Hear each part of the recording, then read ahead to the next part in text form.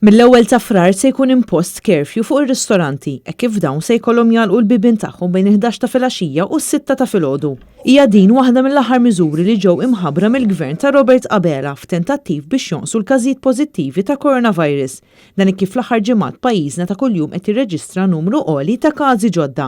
Apparti din il-miżura, Robert Abela ħabba li l-każini u l-barijiet se jibqgħu magħluqin tul frar kollu, filwaqt li bejn il-11 u 17 ta' frar se jsiru iktar spezzjonijiet fuq il-vapur ta' Għawdex. B'dawk abbord il-vapur titteħdilhom it-temperatura u jridu jibqgħu fil-vettura tagħhom matul il-vjaġġ. Tul ix-xahar kollu ta' frar, il-ħin tal-għeluq tar-restaurants f'Malta u Għawdex ikun il-11 ta' filgħaxija u jiftħu mhux qabel is-6 tal-għada filgħodu.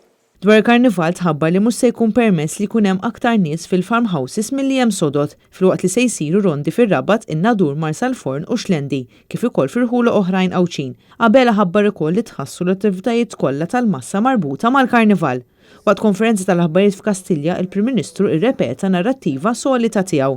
Dan hu pajjiż li fi ftit żmien ieħor ikun lest biex jitlaq jiġri. Pajjiżna qegħdin ngħixu f'ġenna. Mistoqsi minn dal-istazzjon dwar il-qatt f'pajjiżna u d-daqqa tal-pandemija fuq l-ekonomija tagħna, Robert Abela baqa' jinsisti li l-qatt ma żdiedx u ma offra ebda soluzzjoni għas-sitwazzjoni fis-suq tax-xogħol. Gburi li pproteġejna iva l-impjiegi.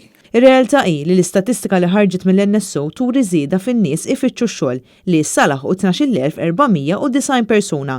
Dan juri biċ-ċar li fl-aħħar 6 xhur il-qatt f'pajjiżna żdied b'aktar minn 500 persuna. Intant, Robert Abela ma semma xejn rigward meta se jibdew jitqasmu l-vouchers, filwaqt li qal li kieku deċiżjoni kienet fideh kien jipposponi il-vaganzi tal-karnival.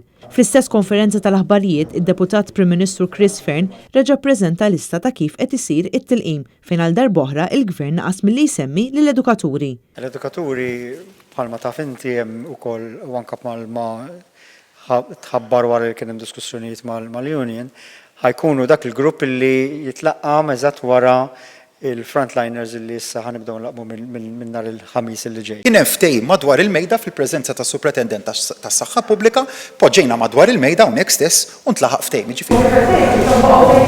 Intlaħaq skont il-ftehim, hemm ftehim maqbul mal-MUT. Fearn enfasizza l-fatt li sa Mejju se jsir it-tilqim tal-vulnerabbli fejn imbagħad ikun wara dan il-proċess li jibda t-tilqim tal-poplu in ġenerali.